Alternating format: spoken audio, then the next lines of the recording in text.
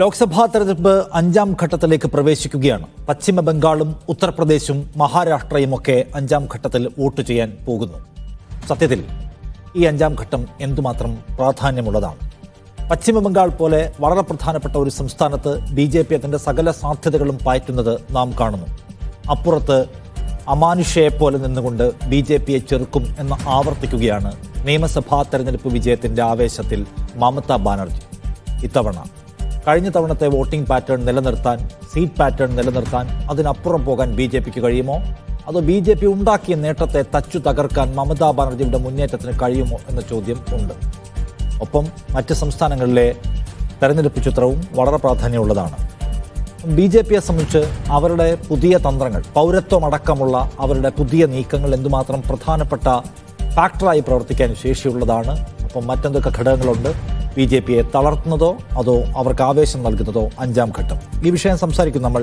കോൺഗ്രസിൽ നിന്ന് Shri VR Anoop, Printu Mahadev BJP നേതാവ്, ശ്രീ നിസാം സയ്യിദ് രാഷ്ട്രീയ നിരീക്ഷകൻ, ഒപ്പം Media One senior news editor Muhammad Noufal.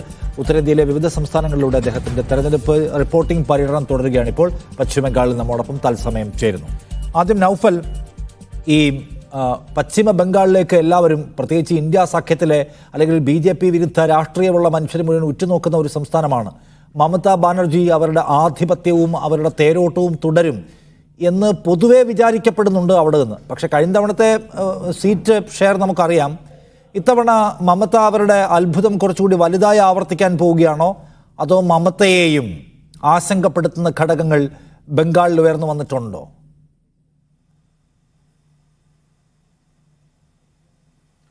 Nishad, ഇടക്ക് BJPയുടെ ഒരു മുന്നേറ്റം ബംഗാളിൽ പ്രവചിക്കപ്പെട്ടിരുന്നു. പക്ഷേ നമുക്കറിയാം, ആകെ 42 മണ്ഡലങ്ങളിൽ 18 മണ്ഡലങ്ങളിലെ വോട്ടെടുപ്പ് മാത്രമേ പൂർത്തിയായിട്ടുള്ളൂ. ഇനിയും 24 മണ്ഡലങ്ങളിലെ വോട്ടെടുപ്പ് നടക്കാനുണ്ട് എന്നുള്ളത് ഓർക്കുക. അപ്പോൾ ബംഗാളിലെ ചർച്ചകൾ മാറി മറയുന്നൊരു കാഴ്ചയാണ് നമുക്കവിടെ കണ്ടുവരുന്നത്. പ്രത്യേകിച്ചും മമതാ ബാനർജിക്കെതിരെ ഒരു ഭരണവിരുദ്ധ ഒരു ട്രെൻഡ് അവിടെ ഉണ്ട് എന്നുള്ളൊരു തോന്നൽ പലയിടത്തായി ഉണ്ടായിരുന്നു. പക്ഷേ അതിനെ മറികടക്കാൻ മമതയ്ക്ക് ഒരു പരമാവധി സാധിച്ചിട്ടുണ്ട് എന്നുള്ളതിൻ്റെ സൂചനകളാണ് ഏറ്റവും ഒടുവിലായി ബംഗാളിൽ നിന്ന് നമുക്ക് ലഭിച്ചുകൊണ്ടിരിക്കുന്നത്. ഏറ്റവും പ്രധാനപ്പെട്ട ഒന്ന് സന്ദേശ് ഖാലി ആയിരുന്നു. സന്ദേശ് ഖാലി വലിയ രീതിയിൽ മമതാ ബാനർജിയെ തിരിച്ചടിക്കും എന്നുള്ള ഒരു തോന്നൽ ഉണ്ടാക്കാൻ BJPക്ക് സാധിച്ചിരുന്നു. പക്ഷേ അതിന് പല മറുമരുന്നുകളും പരീക്ഷിക്കാൻ മമതാ ബാനർജി തയ്യാറാവുകയും അത് ഒരു പരിധിവരെ വിജയിക്കാൻ അവർക്ക് സാധിക്കുകയും ചെയ്തു എന്നുള്ളതാണ്. ഈ സന്ദേശ് ഖാലിയിലെ ഈ വിഷയം, അതിനെതിരെ ഉള്ള ഞാൻ പോയ തൃണമൂലിൻ്റെ പ്രചാരണ പരിപാടികളിലൊക്കെ കണ്ട ഒരു കാര്യം, സന്ദേശ് ഖാലി വിഷയം ആദ്യം തന്നെ തൃണമൂൽ കോൺഗ്രസ് അവരുടെ പ്രചരണ പരിപാടികൾ എടുത്തിടുന്നു. എന്നിട്ട് BJP എന്താണ് പറയുന്നത് എന്നുള്ള വീഡിയോ അവിടെ കാണിക്കുന്നു. അതിനുശേഷം അവർ സ്വയം നടത്തിയ സ്റ്റിംഗ് ഓപ്പറേഷൻ അടക്കമുള്ളവ അവിടെ പ്രദർശിപ്പിച്ച് ജനങ്ങളെ പഠിപ്പിക്കുന്നതാണ് ഞാൻ കണ്ടത്. അതായത് അവർ വളരെ കൃത്യമായി ഇതിനെ മറികടക്കാനുള്ള തന്ത്രങ്ങൾ ആവിഷ്കരിക്കുകയും അത് പ്രചാരണ രംഗത്ത് അവർ പയറ്റുകയും ചെയ്തിട്ടുണ്ട് എന്നുള്ളതാണ്. അങ്ങനെ ആ രീതിയിൽ അവർ അതിനെ മുന്നോട്ട് കൊണ്ടുപോകുന്നു. അതോടൊപ്പം തന്നെ മറുഭാഗത്ത് ഗവർണർക്കെതിരെ പരാതി നൽകിയ ഒരു യുവതിയെ കൊണ്ട് പരാതി നൽകിപ്പിക്കുന്നു, അല്ലെങ്കിൽ ആ യുവതി നൽകിയ പരാതിയെ അവർ രാഷ്ട്രീയമായി ഉപയോഗിക്കുന്നു. മറ്റൊരു സ്ത്രീയുടെ പരാതി, നേരത്തെ നൽകിയ പരാതിയിൽ ഇപ്പോൾ റിപ്പോർട്ട് ആവശ്യപ്പെടുന്നു. അങ്ങനെ പല രീതിയിൽ അതിനെ വഴിതിരിച്ചു വിടാൻ വേണ്ടി അവർ ശ്രമിക്കുന്നു. അങ്ങനെ ഈ സന്ദേശ് ഖാലി വലിയൊരു വിഷയമല്ല, അതിനേക്കാൾ വലിയ വിഷയങ്ങൾ വേറെയുണ്ട് എന്ന് സൂചിപ്പിക്കുന്ന രീതിയിലേക്ക് പ്രചരണ രംഗം കൊണ്ടുപോകാൻ തൃണമൂലിന് സാധിച്ചിട്ടുണ്ട്. ഒരു പക്ഷേ അത് തൃണമൂലിന് ആ സന്ദേശ് ഖാലി ഉണ്ടാക്കുന്ന ഡാമേജ് കുറയ്ക്കാൻ സഹായിക്കും എന്നാണ് തോന്നുന്നത്. മറ്റതുപോലെ പല വിഷയങ്ങളും അവിടെ തന്നെ. ഇപ്പോൾ അധ്യാപകരുടെ നിയമനവുമായി ബന്ധപ്പെട്ടുണ്ടായ അഴിമതിയുമായി ബന്ധപ്പെട്ട പരാതി, അതേ തുടർന്നുള്ള ഹൈക്കോടതി ഇടപെടൽ, പക്ഷേ ഏറ്റവും ഒടുവിൽ അവർക്ക് അനുകൂലമായ ഒരു വിധി കോടതിയിൽ സമ്പാദിക്കാൻ മമതാ ബാനർജിക്ക് സാധിച്ചു എന്നുള്ളതാണ്. അങ്ങനെ ഓരോ വിഷയത്തിലും ഇതുപോലെ മറികടക്കൽ തന്ത്രം അവർക്ക് ആവിഷ്കരിക്കാൻ കഴിയുകയും അത് പരമാവധി വിജയിക്കുകയും ചെയ്തു എന്നുള്ളതാണ് സത്യം. അങ്ങനെയെങ്കിൽ നേരത്തെ BJPക്ക് ഉണ്ടായിരുന്ന ഒരു എഡ്ജിനെ മറികടക്കാൻ മമതയ്ക്ക് സാധിച്ചു എന്നും അങ്ങനെ കഴിഞ്ഞ തവണത്തേക്കാൾ കൂടുതൽ സീറ്റ് അവർക്ക് കരസ്ഥമാക്കാൻ കഴിയും എന്നുള്ളതാണ്. അതിൽ ഏറ്റവും പ്രധാനപ്പെട്ട ഒരു കാര്യം ശ്രദ്ധിക്കേണ്ടത്, മമതാ ബാനർജിയുടെ ഏറ്റവും വലിയ ശക്തി എന്ന് പറയുന്നത് സ്ത്രീകളാണ്. സ്ത്രീകളുടെ വോട്ട് മമതാ ബാനർജിക്ക് തുടർന്നും അതുപോലെ ലഭിക്കുകയാണെങ്കിൽ മമതാ ബാനർജിക്ക് ഒന്നുകൊണ്ടും പേടിക്കേണ്ടതില്ല എന്നുള്ളതാണ്. അതിനുള്ള എല്ലാ സംവിധാനങ്ങളും അവർ ഉണ്ടാക്കിയിട്ടുണ്ട്. സ്ത്രീകൾക്കായുള്ള 1000 രൂപ നൽകുന്ന പദ്ധതി അടക്കം അവർ നടപ്പിലാക്കിയിട്ടുണ്ട്. അങ്ങനെ സ്ത്രീകളുടെ വോട്ട് ലഭിക്കും എന്നുള്ളതാണ് അവർ പ്രതീക്ഷിക്കുന്നത്. അങ്ങനെ ആ രീതിയിലും അവർ വോട്ടിൻ്റെ കാര്യം സെക്യൂറാക്കി വെച്ചിരിക്കുന്നു. പിന്നെയുള്ളത് ന്യൂനപക്ഷ വോട്ടുകളാണ്. ന്യൂനപക്ഷ വോട്ടുകൾ എങ്ങനെ സമ്പാദിക്കാമെന്ന് കൃത്യമായി അറിയുന്ന നേതാവാണ് മമതാ ബാനർജി. CA അടക്കമുള്ള വിഷയങ്ങൾ എങ്ങനെ പറയണമെന്നും അത് പുറത്ത് പറയേണ്ടത് എന്താണെന്നും തെരഞ്ഞെടുപ്പ് യോഗങ്ങൾ പറയേണ്ടത് എന്താണെന്നും പാർട്ടി പ്രവർത്തകർ മുഖേന രഹസ്യമായി പറയേണ്ടത് എന്താണെന്നും കൃത്യമായി അറിയുന്ന നേതാവാണ് മമതാ ബാനർജി. അങ്ങനെ അവർ തെരഞ്ഞെടുപ്പിൽ അവർക്ക് ഉണ്ടാകുമായിരുന്ന ഒരു ഭരണവിരുദ്ധ വികാരത്തെ മറികടക്കാൻ കഴിയുന്ന രീതിയിലുള്ള പ്രചാരണ പ്രവർത്തനങ്ങൾ. നൗഫൽ, പക്ഷെ നമുക്കറിയാവുന്ന പോലെ ഈ പശ്ചിമ ബംഗാളിന് ഒരു അതിർത്തി സംസ്ഥാനം എന്ന സവിശേഷത കൂടിയുണ്ട്. അവിടുത്തെ കുടിയേറ്റക്കാരെ നമുക്ക് വേണോ, നമുക്ക് അവർക്ക് പൗരത്വം കൊടുക്കേണ്ടതുണ്ടോ പോലെയുള്ള ചോദ്യമാണ് അമിത്ഷാ അവിടെ നിരന്തരം ചോദിക്കുന്നത്. അവിടെ കഴിഞ്ഞ ദിവസം അമിത്ഷാ പറഞ്ഞു കേട്ടു, മാ മാത്തി മാനുഷി എന്നതായിരുന്നു മമതാ ബാനർജിയുടെ മുദ്രാവാക്യം. അങ്ങനെയാണ് അവർ അധികാരത്തിൽ വന്നത്. ഇപ്പോൾ അവർക്ക് മുല്ല, മദ്രസ, മാഫിയ ഉള്ളതെല്ലാം മുല്ലകൾക്ക് കൊടുക്കുകയാണ്, ഉള്ളതെല്ലാം നമ്മുടെ സ്വത്തെല്ലാം എടുത്ത് അവർ മദ്രസയ്ക്ക് കൊടുക്കുകയാണ്, മാഫിയകളെ സഹായിക്കുകയാണ് എന്ന് പറയുന്നു. നമുക്ക് ഈ നുഴഞ്ഞുകയറ്റക്കാരെ വേണമെന്ന് ചോദിക്കുന്നു. അപ്പോൾ BJPയെ സംബന്ധിച്ച് അവർക്ക് ഒരു വിഭജനത്തിൻ്റെ സാധ്യതകൾ പയറ്റാൻ പറ്റിയ ഗ്രൗണ്ടുള്ള സ്ഥലമാണ്. അതിനവർ ദീർഘകാലമായി എടുക്കുന്നതും കാണുന്നുണ്ട്. സോ ഇത്തവണ അതിൻ്റെ ഒരു പ്രയോഗശേഷി എന്തുമാത്രമാണ് അവിടെ? നിഷാദ്, അമിത്ഷാ മാത്രമല്ല, മൂന്നാം ഘട്ടത്തിൻ്റെ തെരഞ്ഞെടുപ്പിന് തൊട്ട് മുമ്പാണ് നരേന്ദ്രമോദി ബംഗാളിൽ പ്രചാരണ പരിപാടികളിൽ പങ്കെടുത്തത്.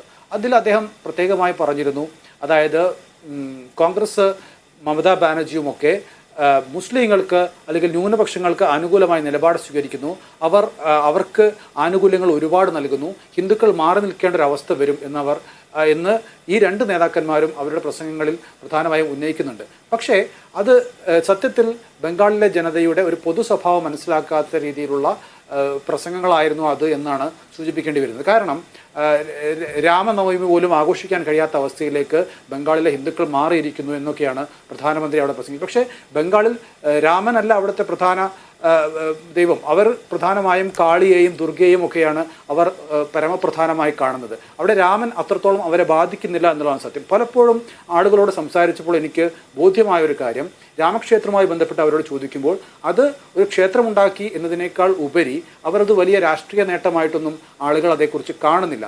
അതുകൊണ്ട് തന്നെ ബംഗാളിലെ ജനതയുടെ മനസ്സറിയുന്ന രീതിയിലുള്ള പ്രചാരണ പ്രവർത്തനങ്ങളിലേക്ക് അവരുടെ മനസ്സിലേക്ക് ആഴ്ന്നിറങ്ങുന്ന രീതിയിലേക്ക് പോകാൻ BJPക്ക് അത്രത്തോളം സാധിച്ചിട്ടില്ല എന്നാണ് എനിക്ക് തോന്നുന്നത്. ഓക്കെ, ഞാനൊന്ന് പറയാം നൗഫൽ. BJP നേതാവ് പ്രിൻറ്റു മഹാദേവ്, പ്രിൻറ്റു, പശ്ചിമ ബംഗാളിൽ മമതാ ബാനർജി ഉണ്ടാക്കിയിട്ടുള്ള വേരോട്ടം എന്തുമാത്രമാണെന്ന് നമുക്കറിയാം. കഴിഞ്ഞ നിയമസഭാ തെരഞ്ഞെടുപ്പിൽ നിങ്ങൾ അവിടെ വലിയ അത്ഭുതം സൃഷ്ടിക്കാൻ പോകുന്നു എന്ന മട്ടിൽ കാടിളക്കി മറിച്ചു, പല തരത്തിലുള്ള മാർഗങ്ങൾ പയറ്റി. തെരഞ്ഞെടുപ്പ് കമ്മീഷൻ പോലും അവിടെ ഇടപെട്ടത് എങ്ങനെയാണെന്ന് നമ്മൾ കണ്ടു. എന്നിട്ടും പക്ഷേ അവരുടെ ഒരു വിശ്വാസ്യതയ്ക്ക് മേലെ കൂടി വണ്ടി ഓടിക്കാൻ നിങ്ങൾക്ക് പറ്റിയില്ല. ഇത്തവണ അത് പറ്റും എന്ന കോൺഫിഡൻസ് ഉണ്ടോ? തീർച്ചയായും BJPയെ സംബന്ധിച്ചിടത്തോളം BJP ഈ തെരഞ്ഞെടുപ്പിൽ ഏറ്റവും കൂടുതൽ നേട്ടമുണ്ടാക്കാൻ പോകുന്ന സംസ്ഥാനം ഏതെന്ന് ചോദിച്ചു കഴിഞ്ഞാൽ യാതൊരു സംശയമില്ലാതെ പറയാൻ സാധിക്കും, അത് വെസ്റ്റ് ബംഗാളായിരിക്കും. ഞങ്ങൾ ഉറപ്പിച്ചു പറയുന്നു, 30+ സീറ്റുകളായിരിക്കും BJP അവിടെ നേടുക. സ്വാഭാവികമായിട്ട് മോഡിക്ക് അനുകൂലമായിട്ടും കേന്ദ്ര സർക്കാരിന് അനുകൂലമായിട്ടും പ്രത്യേകിച്ച് മമതാ ബാനർജിക്കെതിരായിട്ടുള്ള വലിയൊരു വികാരം പ്രത്യേകിച്ച് ഈ ബംഗാളിൽ നിൽക്കുന്നുണ്ട്. ഇപ്പോൾ സന്ദേശ് ഖാലി വിഷയമായിക്കോട്ടെ, അധ്യാപകരുടെ അഴിമതി ആയിക്കോട്ടെ, ശാരദാ ചിട്ടിപ്പായിക്കോട്ടെ, കൃത്യമായിട്ടുള്ള ഭരണവിരുദ്ധ വികാരവും പ്രത്യേകിച്ച് അതോടൊപ്പം തന്നെ അവിടെ ഒരു പ്രത്യേക മതവിഭാഗത്തെ പ്രീണിപ്പിക്കാനുള്ള മമതാ ബാനർജിയുടെ കുതന്ത്രത്തെയും തിരിച്ചറിയുന്ന ഒരു സാഹചര്യം ബംഗാളിലെ ജനങ്ങൾക്കുണ്ട്. കാരണം നമുക്കറിയാം, ഈ ബംഗാളിൻ്റെ ജനങ്ങളുടെ ഒരു പ്രത്യേകത, എല്ലാ കാലഘട്ടത്തിലും അവിടുത്തെ പ്രത്യേകിച്ച് ഒരു ഭൂരിപക്ഷ സമുദായം എല്ലാ കാലഘട്ടത്തിലും തീവ്രമായിട്ടുള്ള വേദനകളും പീഡനങ്ങളും അനുഭവിക്കുന്ന സാഹചര്യങ്ങളിൽ ജീവിച്ചവരാണ്. സ്വാഭാവികമായിട്ടും നമുക്കറിയാം, എല്ലാ കാലഘട്ടം 1971 അനധികൃത, നമ്മൾ ഈ പറഞ്ഞ അനധികൃത കുടിയേറ്റം എന്ന് നിങ്ങൾ സൂചിപ്പിക്കുന്ന ബംഗാളിൽ നിന്നുള്ള ഹിന്ദുക്കളുടെ വലിയ രീതിയിലുള്ള വരവായിക്കോട്ടെ, അതിനുശേഷം ബംഗാളിലെ കമ്മ്യൂണിസ്റ്റ് ഭരണകൂടമായിക്കോട്ടെ, ഇപ്പോൾ മമതാ ബാനർജി ആയിക്കോട്ടെ, സത്യത്തിൽ ഒരു പ്രത്യേക വിഭാഗത്തെ അടിച്ചമർത്തുന്ന രീതിയിലുള്ള പ്രവർത്തനങ്ങളുമായിട്ടാണ് മുന്നോട്ട് പോകുന്നത്. സ്വാഭാവികമായിട്ട് ഇതിനെതിരെയുള്ള ഇതിനെതിരെയുള്ള ഒരു ആൻറ്റി ഫാക്ട് സ്വാഭാവികമായിട്ട് അവിടെ പ്രവർത്തിക്കുന്നു എന്ന് നമ്മൾ മനസ്സിലാക്കണം. അവിടെ നേരത്തെ അദ്ദേഹം സൂചിപ്പിച്ച പോലെ രാമനെയും കാളിയെയും അതോടൊപ്പം തന്നെ ദേശീയതയും മുറുകെ പിടിക്കുന്ന ആളുകളാണ് ബംഗാളിലെ ആളുകൾ. അങ്ങനെ രാമനെ മാറ്റി നിർത്തിക്കൊണ്ട് ഒരു ബംഗാളിലെ ജനതയ്ക്ക് മുന്നോട്ട് പോകാൻ സാധിക്കില്ല. എല്ലാ കാലഘട്ടത്തിലും ദേശീയതയോട് ചേർന്ന് നിൽക്കുന്ന ഒരു സംസ്ഥാനം എന്ന രീതിയിൽ സ്വാഭാവികമായിട്ട് ഇന്ന് പ്രത്യേകിച്ച് മമതാ ബാനർജിയുടെ ഈ പ്രത്യേകമായിട്ടുള്ള ന്യൂനപക്ഷ പീഡനത്തിനെതിരെ ശക്തമായിട്ടുള്ള വികാരങ്ങൾ അവിടുത്തെ ജനങ്ങൾക്കിടയിൽ അസംതൃപ്തിയുണ്ട്. ഇതേ കാര്യങ്ങൾ നിങ്ങൾ പറഞ്ഞതല്ലേ, ന്യൂനപക്ഷ പ്രീണനം, എന്തെല്ലാം വർഗീയത പ്രസംഗിച്ചു അവിടെ, എന്തെല്ലാം തരത്തിലുള്ള സംഘർഷാന്തരീക്ഷം അവിടെ ഉണ്ടായി. തെരഞ്ഞെടുപ്പ് ദിവസം പോലും കേന്ദ്രസേന അടക്കം ഇടപെട്ട് എന്താ ഉണ്ടായെന്ന് നമ്മൾ കണ്ടതല്ലേ. എന്നിട്ടെന്താ ഉണ്ടായത്? 100 തികയ്ക്കാൻ പറ്റിയോ? നിങ്ങൾ ഭരണം പിടിക്കുമെന്നായിരുന്നു നിങ്ങളുടെ മുദ്രാവാക്യം. അന്ന് അവർ പറഞ്ഞു ഈ കാണുന്ന പകിട്ടൊന്നും കണ്ടിട്ട് ആരും വിചാരിക്കേണ്ട, 100-ൽ തൊടാൻ പോകുന്നില്ല BJP. തൊട്ടില്ലല്ലോ. നിങ്ങൾക്ക് 100 തികയ്ക്കാൻ പറ്റും. ഇതേ ഫാക്ടേഴ്സ്, ഇതേ പ്രീണന നയം, ഇതേ ഇൻഫിൽട്രേറ്റ്, ഈ പറഞ്ഞ അതിർത്തി കടന്ന് വരുന്നവരെ കുറിച്ച്, അവർക്ക് ചെയ്യുന്ന സഹായത്തെക്കുറിച്ച്, ഹിന്ദു വിരുദ്ധതയെക്കുറിച്ചൊക്കെ നിങ്ങൾ പ്രസംഗിച്ചു. ജനം എടുത്തില്ലല്ലോ പ്രിന്റു. അല്ല, എടുത്തില്ലെന്ന് എങ്ങനെ പറയാൻ സാധിക്കും സാർ? നിങ്ങൾക്ക് ഒരു 15 വർഷത്തിനപ്പുറത്തുള്ള BJPയുടെ സീറ്റ് നില നിങ്ങൾക്ക് തന്നെ ഒരു മുതിർന്ന മാധ്യമ പ്രവർത്തകർ എന്ന രീതിയിൽ അങ്ങേക്ക് പരിശോധിക്കാൻ സാധിക്കുന്നതല്ലേ? കൃത്യമായിട്ട് അവിടെ വളർച്ചയുള്ള പ്രസ്ഥാനം BJP-യാണ്. സ്വാഭാവികമായിട്ട് കമ്മ്യൂണിസ്റ്റ് പാർട്ടി അവിടെ മൂന്നാം സ്ഥാനത്തേക്ക് പോകുന്ന സാഹചര്യത്തിൽ സെക്കൻഡ് പൊസിഷനിലേക്ക് BJP വരുന്നു. നിങ്ങൾക്കറിയാലോ, നിങ്ങൾ പാർലമെന്റിനകത്ത് നിങ്ങൾ പ്രതീക്ഷിച്ചിരുന്നു മുമ്പ് ഇത്രയധികം സീറ്റുകൾ BJPക്ക് ബംഗാളിൽ നേടാൻ പറ്റുന്ന ഒരു സാഹചര്യം ഉണ്ടാവുമെന്ന് നിങ്ങൾ പ്രതീക്ഷിച്ചിരുന്നു? ഉണ്ടായിരുന്നില്ലല്ലോ.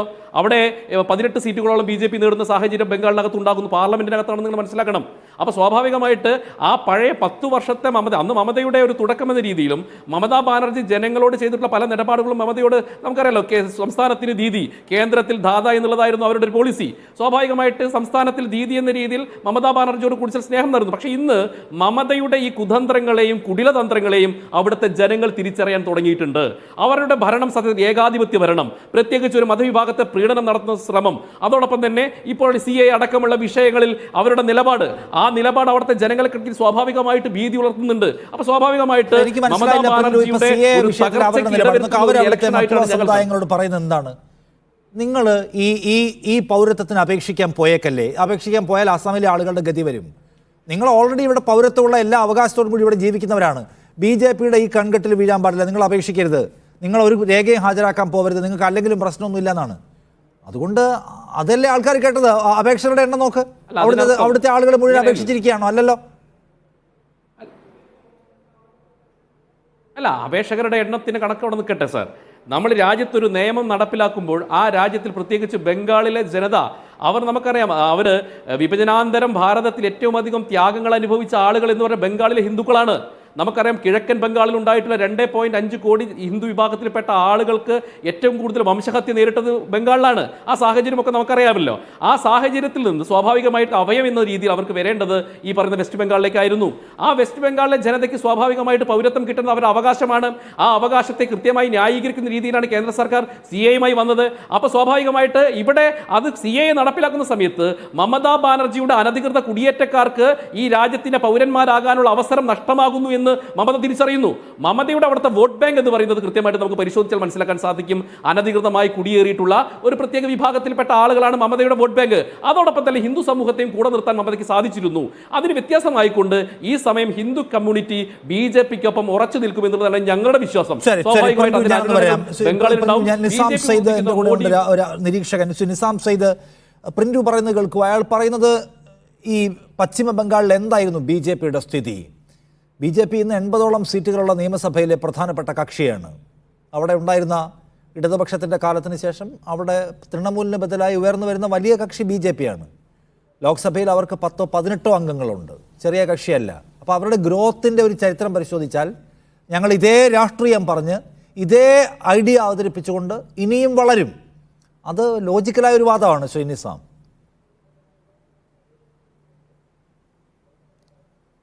BJP പ്രതിനിധി പറഞ്ഞതിനോട് ഞാൻ ഭാഗികമായി യോജിക്കുകയാണ്. കാരണം BJPക്ക് ഈ തെരഞ്ഞെടുപ്പിൽ അവരുടെ സ്ഥിതി മെച്ചപ്പെടുത്താൻ കഴിയും എന്ന് പ്രതീക്ഷിക്കുന്ന അപൂർവം ചില സംസ്ഥാനങ്ങളിലൊന്നാണ് ബംഗാൾ. ബംഗാളിനെ കുറിച്ച് നാം ആദ്യം അന്വേഷിച്ചപ്പോൾ, ഈ തെരഞ്ഞെടുപ്പിൻ്റെ തുടക്കത്തിൽ ഞാൻ അന്വേഷിച്ചപ്പോൾ BJP അവിടെ വലിയ മുന്നേറ്റം ഉണ്ടാക്കിയേക്കാൻ സാധ്യതയുണ്ട് എന്ന വാർത്തകൾ തന്നെയാണ് എനിക്ക് ലഭിച്ചത്. പക്ഷേ തെരഞ്ഞെടുപ്പിൻ്റെ ഒരു ഘട്ടം കഴിഞ്ഞപ്പോൾ ആ മുന്നേറ്റം യാഥാർത്ഥ്യമാകാൻ ഒട്ടേറെ തടസ്സങ്ങളുണ്ടെന്നും ഇപ്പോൾ BJPക്ക് അവിടെ മുന്നേറാനുള്ള സാധ്യത കുറഞ്ഞു വരുന്നു എന്നുമാണ് മനസ്സിലായത്. അതിന് പല കാരണങ്ങളുണ്ട്. ഒന്ന്, നിങ്ങളുടെ റിപ്പോർട്ടർ തന്നെ സൂചിപ്പിച്ചതുപോലെ BJP ഉയർത്തിയ സ്ത്രീ സുരക്ഷ സംബന്ധിച്ചമായ സന്ദേശ് ഖാലി ആയി ബന്ധപ്പെട്ട വിഷയങ്ങളൊക്കെ ഫലപ്രദമായി പ്രതിരോധിക്കാൻ മമതയ്ക്ക് കഴിഞ്ഞു എന്നുള്ളതാണ്. പിന്നെ രാജ്യമൊട്ടാകെ BJPക്കെതിരെ ഉയർന്നു വരുന്ന ഒരു വികാരം ബംഗാളിലേക്കും പടരുന്നു എന്നുള്ളതാണ് ഒരു യാഥാർത്ഥ്യം. മറ്റൊരു കാര്യം, കഴിഞ്ഞ കുറേയേറെ വർഷങ്ങളായി CPMൻ്റെ വോട്ട് ബേസ് ഏതാണ്ട് പൂർണ്ണമായിരിക്കും BJPക്കായിരുന്നു കഴിഞ്ഞ കുറേ തെരഞ്ഞെടുപ്പുകളിൽ വോട്ട് ചെയ്തിരുന്നത്. തൃണമൂലിനുള്ള കഠിനമായ എതിർപ്പ് മൂലം ഒരു കാരണവശാലും തൃണമൂൽ വിജയിക്കരുത് എന്ന് ആഗ്രഹമുള്ള CPMകാർ BJPക്ക് വ്യാപകമായി വോട്ട് ചെയ്യുന്ന ഒരു അവസ്ഥ ബംഗാളിലുണ്ടായിരുന്നു. ഈ തെരഞ്ഞെടുപ്പിൽ കോൺഗ്രസും CPMും ഒന്നിച്ച് മത്സരിക്കുന്നുണ്ട്. ചില മണ്ഡലങ്ങളിലെങ്കിലും വളരെ ഫലപ്രദമായ ത്രികോണ മത്സരത്തിൻ്റെ പ്രതീതി സൃഷ്ടിക്കാൻ ആ മുന്നണിക്ക് കഴിഞ്ഞിട്ടുണ്ട്. അതുകൊണ്ട് തന്നെ CPMൻ്റെ വോട്ടുകൾ ഒരു പരിധിവരെ CPMലേക്ക് തിരിച്ചു വന്നേക്കാം എന്ന സാഹചര്യമുണ്ട് എന്ന് CPM പ്രതീക്ഷിക്കുന്നു. നിരീക്ഷകർ അങ്ങനെ ഒരു സാധ്യത കാണുന്നു. അതുകൊണ്ട് BJP ഉദ്ദേശിച്ച മുന്നേറ്റം ഉണ്ടാക്കാൻ സാധ്യതയില്ല എന്നാണ് അവസാനം അവിടെ നിന്ന് ലഭിക്കുന്ന വാർത്തകൾ. പക്ഷേ ഈ തെരഞ്ഞെടുപ്പ് 5ാം ഘട്ടത്തിലേക്ക് എത്തുമ്പോൾ ബംഗാളിനെ മാറ്റി നിർത്തിയാൽ ഈ തെരഞ്ഞെടുപ്പിന് നമ്മൾ കാണുന്നത് ആരംഭിച്ചിടത്തല്ല ഈ തെരഞ്ഞെടുപ്പിലെ ഒരു കാര്യങ്ങളും എന്നുള്ളതാണ്. ഈ തെരഞ്ഞെടുപ്പിൻ്റെ പ്രചരണം ആരംഭിക്കുമ്പോൾ വളരെ സുനിശ്ചിതമായ ഫലത്തിലേക്ക് നീങ്ങുന്ന വളരെ സ്വാഭാവികമായ ഒരു യാത്രയായി മാത്രമാണ് നാം ഈ തെരഞ്ഞെടുപ്പിനെ കണ്ടത്. പക്ഷേ തെരഞ്ഞെടുപ്പ് ഈ 5ാം ഘട്ടത്തിലേക്ക് എത്തിയപ്പോൾ തുടങ്ങിയ യാതൊരു വികാരങ്ങളും ഈ തെരഞ്ഞെടുപ്പിൻ്റെ ഈ ഘട്ടത്തിൽ നിലനിൽക്കുന്നില്ല എന്നുള്ളതാണ്. ഈ തെരഞ്ഞെടുപ്പിൻ്റെ ഗതിവേദികൾ എങ്ങനെയൊക്കെ മാറി എന്ന് നമുക്ക് മനസ്സിലാക്കുവാൻ നമ്മെ ഏറ്റവും അധികം സഹായിക്കുക നമ്മുടെ പ്രധാനമന്ത്രി ഈ തെരഞ്ഞെടുപ്പിൻ്റെ ഘട്ടങ്ങളിൽ അദ്ദേഹത്തിൻ്റെ പ്രചരണ രീതികളിൽ ഏതൊക്കെ രീതിയിൽ മാറ്റങ്ങൾ വരുത്തി, അദ്ദേഹം ഏതൊക്കെ പരിവർത്തനത്തിന് വിധേയനായി എന്ന് പഠിക്കുക തന്നെയാണ്. ഈ തെരഞ്ഞെടുപ്പ് പ്രചരണം മോദി ആരംഭിക്കുന്നത് അദ്ദേഹത്തിൻ്റെ അന്താരാഷ്ട്ര പ്രതിച്ഛായയെക്കുറിച്ച് ബോധ്യമുള്ള, അദ്ദേഹത്തിൻ്റെ വിശ്വഗുരു എന്ന പദവിയെ ഊട്ടിയുറപ്പിക്കാൻ കഴിയുന്ന വളരെ പോസിറ്റീവായ ഒരു അജണ്ടയെ മുന്നിൽ നിർത്തിക്കൊണ്ടാണ്. മോദി ഗ്യാരണ്ടി എന്നൊരു മുദ്രാവാക്യം ഉയർത്തി അതിനെ ഈ തെരഞ്ഞെടുപ്പ് രംഗത്തെ ഏറ്റവും വലിയ ഒരു സ്ലോഗനാക്കി മാറ്റുവാൻ മോദിക്ക് കഴിഞ്ഞിരുന്നു. അതിലൊക്കെ നാം മോദിയെ ദർശിച്ചത് ആത്മവിശ്വാസമുള്ള ഒരു ഭരണാധികാരിയായി, തുടർഭരണം ഉറപ്പുള്ള ഒരു ഭരണാധികാരി എന്ന നിലയിലാണ്. പക്ഷേ 1ാം ഘട്ടം കഴിയുമ്പോൾ നാം കാണുന്നത് ഈ ആത്മവിശ്വാസം നഷ്ടപ്പെട്ട തൻ്റെ സ്വത്വത്തിലേക്ക് മടങ്ങുന്ന, മോദിയെ എന്താണോ മോദിയാക്കി മാറ്റിയത് ആ പ്രചരണ രീതിയിലേക്ക് മടങ്ങുന്ന, തൻ്റെ കംഫർട്ട് സോണിലേക്ക് മടങ്ങുന്ന, തെരഞ്ഞെടുപ്പിൽ വിജയിക്കുവാൻ നിലനിൽപ്പ് ചോദ്യം ചെയ്യപ്പെടുമ്പോൾ അവസാനത്തെ ആയുധവും ഉപയോഗിക്കുന്ന ഒരു പ്രചരണ രീതിയിലേക്ക് മോഡി മടങ്ങുന്നതാണ് നാം കാണുന്നത്. മോഡി ഗ്യാരണ്ടി എന്നുള്ളത് അദ്ദേഹത്തെ സംബന്ധിച്ചിടത്തോളം ഈ തെരഞ്ഞെടുപ്പിലെ ഏറ്റവും വലിയ മുദ്രാവാക്യമായിരുന്നു. അദ്ദേഹം കഴിഞ്ഞ 10 വർഷത്തിനിടയിൽ എന്തൊക്കെ നടപ്പിലാക്കി എന്നതിലുപരി ഇനി അധികാരം കിട്ടിയാൽ താൻ എന്തൊക്കെ നടപ്പിലാക്കും എന്നൊരു വിഷയം ഉയർത്തി അദ്ദേഹം മോഡി ഗ്യാരണ്ടി ഉയർത്തിപ്പിടിച്ചു. പക്ഷേ തെരഞ്ഞെടുപ്പിൻ്റെ 1ാം ഘട്ടം കഴിഞ്ഞപ്പോൾ അദ്ദേഹം അത്ര പോസിറ്റീവായ ക്രിയാത്മകമായ എല്ലാ അജണ്ടകളും മാറ്റിവെച്ച് അദ്ദേഹത്തിൻ്റെ സ്ഥിരം വിഷയമായ ഒരു മുസ്ലിം ഭാഷയിലേക്ക് കടക്കുന്നതാണ് നാം കാണുന്നത്.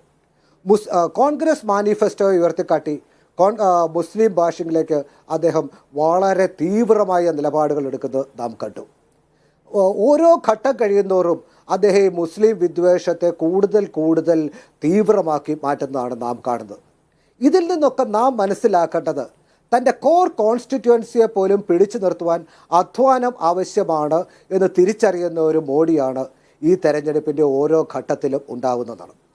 അതുകൊണ്ട് BJP ഈ തെരഞ്ഞെടുപ്പിന്റെ പാതിയിലെത്തുമ്പോൾ പല പ്രയാസങ്ങളെ അനുഭവിക്കുന്നുണ്ടെന്നാണ് താങ്കൾ പറയുന്നത്. അനൂപ്, 5ാം ഘട്ടത്തിലേക്ക് പോകുമ്പോൾ ഉത്തർപ്രദേശും മഹാരാഷ്ട്രയും വെസ്റ്റ് ബംഗാളും ഒക്കെ ഉണ്ട്. ബംഗാളിനെ കുറിച്ചാണ് നമ്മൾ ആദ്യം സംസാരിച്ചത്. സത്യത്തിൽ 5ാം ഘട്ടത്തിലെത്തുമ്പോൾ മോദി വിയർക്കുന്നു എന്നൊക്കെ പറയുന്നത് എന്തുമാത്രം സീരിയസ് ആയിട്ടാണ്? ഇപ്പോൾ ഉത്തർപ്രദേശിൻ്റെ കാര്യം എടുത്താൽ ഹിന്ദുത്വ കാർഡ് ഏറ്റവും നന്നായി വർക്ക് ചെയ്യാൻ സാധ്യതയുള്ള, അല്ലെങ്കിൽ വർക്ക് ചെയ്തിട്ടുള്ള, അതിന് എക്സാമ്പിളായിട്ടുള്ള ലബോറട്ടറി ആയി മാറിയിട്ടുള്ള ഒരു സംസ്ഥാനമാണ് ശരിക്കും പറഞ്ഞാൽ ഉത്തർപ്രദേശ്. അവിടെ മോദി ആഞ്ഞു പറയാണ്, നിങ്ങൾ അധികാരത്തിൽ വന്നാൽ ഇത് ഈ ക്ഷേത്രം പൊളിച്ച് രാംലല്ലയെ ടെൻറ്റിലേക്ക് മാറ്റാൻ പോകുന്നു എന്ന് പറയുമ്പോൾ വലിയ കയ്യടി, ഹർഷാരവം ഉയരുന്നത് നമ്മൾ കേൾക്കുന്നുണ്ട്. സോ ഈ 5ാം ഘട്ടം മോദി അദ്ദേഹത്തിൻ്റെ ഏറ്റവും വിജയ ട്രാക്ക് റെക്കോർഡുള്ള സംഗതി എടുത്ത് ഉപയോഗിക്കുമ്പോൾ നിങ്ങൾക്ക് എന്തെങ്കിലും പകരം ചെയ്യാനുണ്ടോ?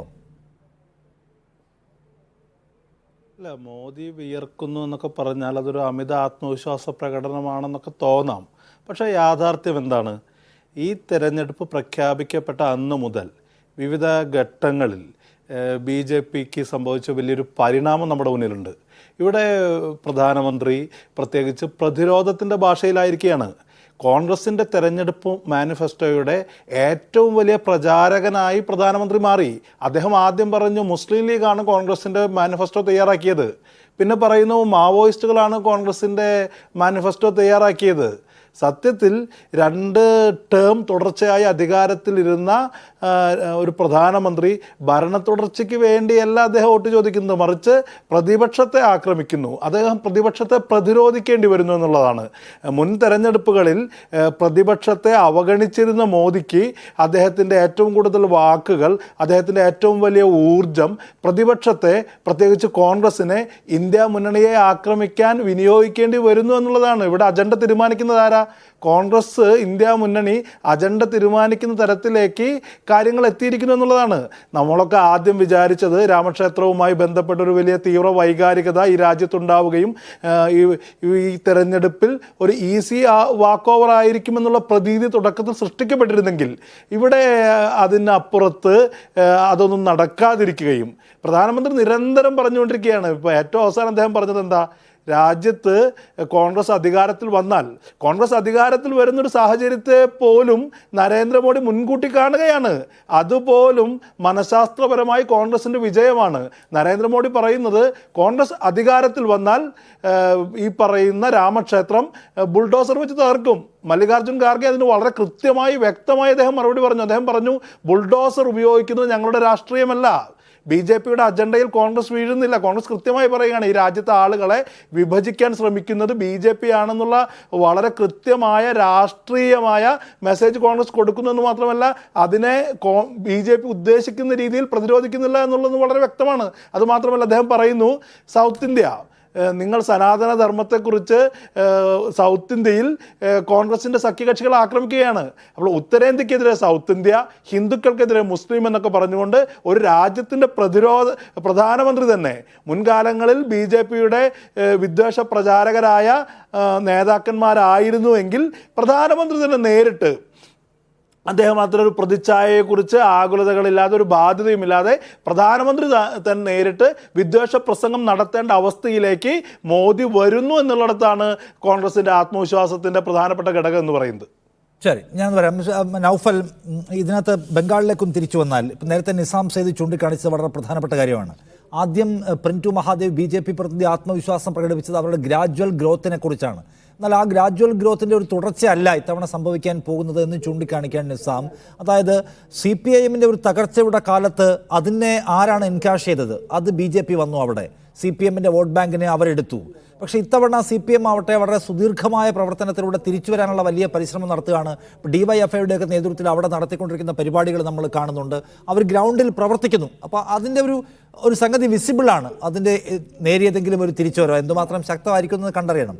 സോ CPM സമയമെടുത്ത് അവരുടെ തിരിച്ചുവരവ് പ്രോസസ്സിലേക്ക് കടക്കുന്നത് സത്യത്തിൽ BJPയെ എഫക്റ്റ് ചെയ്യാൻ പോകുന്ന സംഗതിയാണോ, അതോ നഷ്ടം അതുണ്ടാക്കുന്നത് അപ്പുറത്തായിരിക്കും? എന്താണ് നമുക്ക് അവിടെ നിന്ന് കാണാൻ കഴിയുന്നത് കാഴ്ച?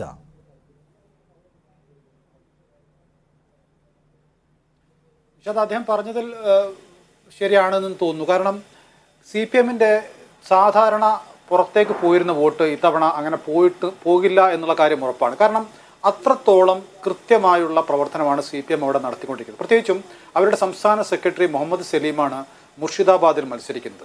മുർഷിദാബാദിൽ നമുക്കറിയാം 75% മുസ്ലിം പോപ്പുലേഷനുള്ള ഒരു മണ്ഡലമാണ്. ആ ജില്ലയും അങ്ങനെയാണ്. ബഹ്റാംപൂരാണെങ്കിലും തൊട്ടടുത്തുള്ള മണ്ഡലങ്ങളൊക്കെ മാൾഡയൊക്കെ ആണെങ്കിലും മാൾഡ ഉത്തരമൊക്കെ ആണെങ്കിലും വളരെയധികം മുസ്ലിം പോപ്പുലേഷനുള്ള മേഖലയാണ്. അവിടെയൊക്കെ വളരെ കൃത്യമായ പ്രചാരണ പ്രവർത്തനങ്ങൾ മുന്നോട്ട് പോകാൻ CPMന് കഴിഞ്ഞിട്ടുണ്ട്. അതോടൊപ്പം തന്നെ CPM ഇത്തവണ മാറി ചിന്തിച്ചു. അതായത് പഴയകാല നേതാക്കൾ അല്ലെങ്കിൽ മുതിർന്ന നേതാക്കളിൽ മിക്കവരെയും മാറ്റിക്കൊണ്ട് യുവാക്കളായ പല നേതാക്കളെയും യുവരക്തത്തെ ഇറക്കുകയാണ് CPM ചെയ്തത്. അതായത് ഇത്തവണയെങ്കിലും പരമാവധി വോട്ടുകൾ സമാഹരിക്കാനും അടുത്ത നിയമസഭാ തിരഞ്ഞെടുപ്പിൽ കുറച്ചധികം സീറ്റുകൾ നേടാനുമൊക്കെയാണ് CPM ആഗ്രഹിക്കുന്നത്. അതനുസരിച്ചുള്ള ചിട്ടയായ പ്രവർത്തനങ്ങളാണ് അവർ നടത്തുന്നത്.